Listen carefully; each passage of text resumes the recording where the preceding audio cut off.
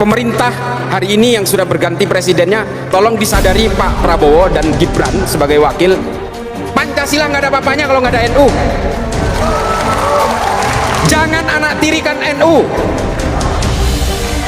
Lah ini, mohon maaf, jumlah anggota NU di sini itu 82 juta kurang lebih. Ngeludah aja banjir loh Indonesia ini.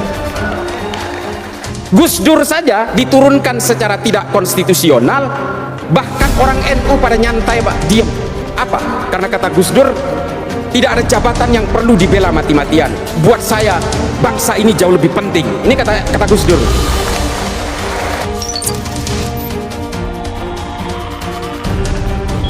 Saya tadi bisik-bisik dengan Kiai Sofyan, dengan Mustasyar. Saya bilang,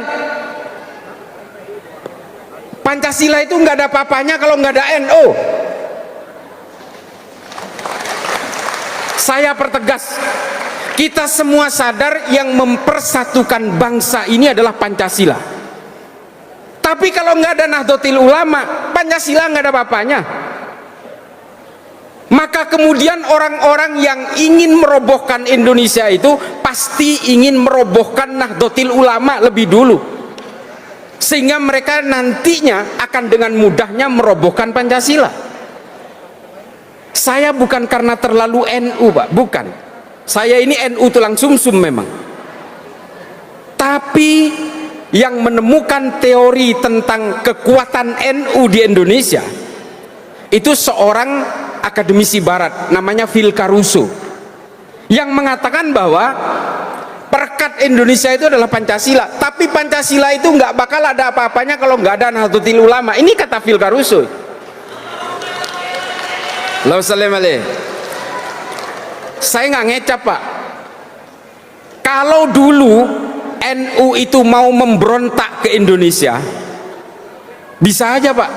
Lah sekarang nih contohnya nih, anggota Banser itu 7 juta loh, anggota Banser. Polisi kita jumlahnya, tolong dikoreksi kalau ada polisi di sini. Anggota polisi kita 482.000. Tentara kita 1.076.000. Banser 7 juta. Coba, kalau NU mau memberontak cukup ngandalin Banser aja, meskipun nggak punya senjata, bisa itu ngerebut itu. Tapi menjadi pemberontak ini bukan DNA-nya NU. NU nggak diwariskan itu oleh para muassis Nahdlatul Ulama. NU itu diajari untuk taat kepada negara, berlindung di bawah negara dengan undang-undangnya. NU nggak pernah memberontak, meskipun zaman Soeharto kita digencet habis-habisan, pernah nggak memberontak? Muktamar NU di Cipasung dulu, Panser itu datang semua mengintimidasi Gus Dur, dibuat sosok tandingan untuk melawan Gus Dur namanya Abu Hasan. Tetap aja orang-orang NU itu nggak terpengaruh. NU itu dikasih badut ya susah ketawanya, dikasih macan ya susah takutnya. Itu NU itu.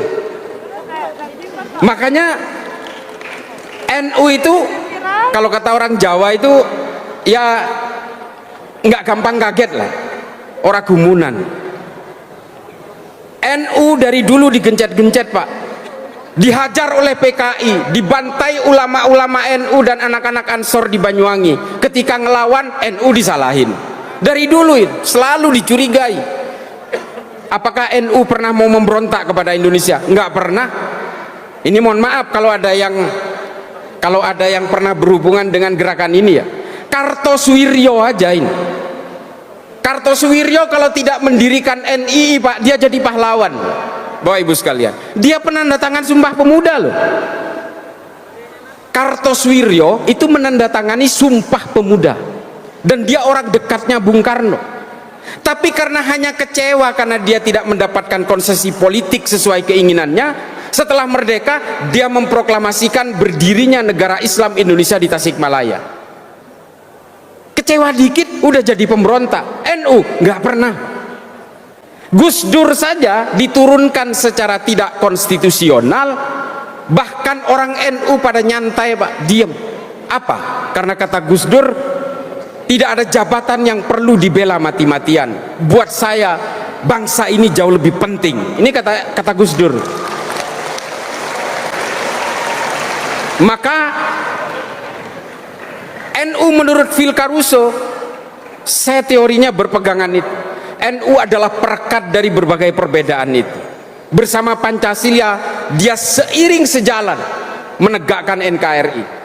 Tapi tolong diingat nih, pemerintah hari ini yang sudah berganti presidennya, tolong disadari Pak Prabowo dan Gibran sebagai wakil, Pancasila nggak ada apa-apanya kalau nggak ada NU.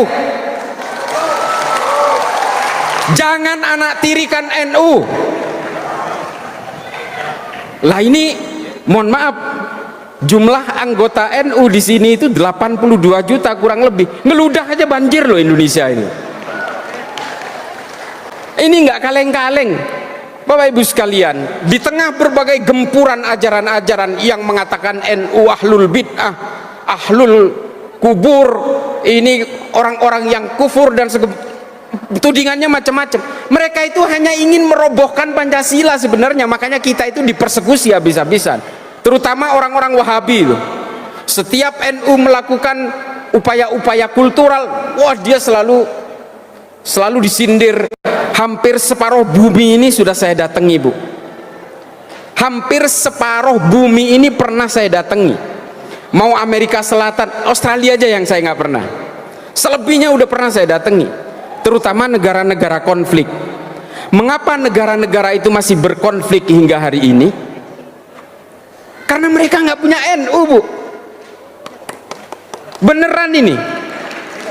Ini contoh. Saya 2 tahun menjadi penasehat pemerintahan Somalia untuk menghalau gerakan radikal dan teror. 2 tahun. Satu negara Somalia itu pahamnya Wahabi Salafi semua. Satu negara. Satu negara itu sepakat tidak boleh ada gereja, tidak boleh ada orang Kristen, tidak boleh ada musik, tidak boleh ada rokok, semua mengharamkan itu semua. Satu negara sepakat. Tapi setengahnya dikuasai pemerintah, setengahnya dikuasai pemberontak yang namanya Al-Shabaab.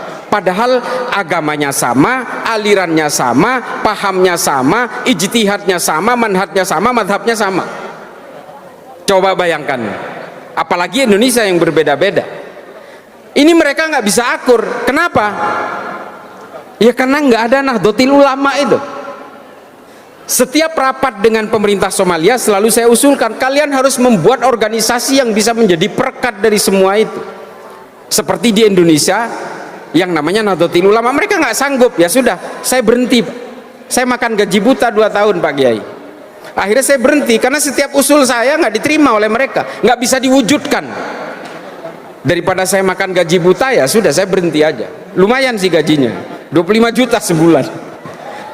Tapi ya saya akhirnya berhenti karena usul saya untuk menciptakan sebuah bejana kebangsaan berbasis agama tidak pernah mereka bisa wujudkan. Mari bicara Sudan, bicara Nigeria, bicara Suriah, bicara Palestina, sama aja Pak. Kalau di Palestina hari ini memang menjadi korban kemanusiaan dari kebiadaban Israel, yang ada adalah wadah paramiliter seperti Hamas, Al-Qassam dan sebagainya. Itu adalah pasukan perang. Tapi lembaga yang sejenis Nahdlatul Ulama nggak ada Pak. Yang mau berdiplomasi, yang mau merajut dari segala perbedaan, itu nggak ada.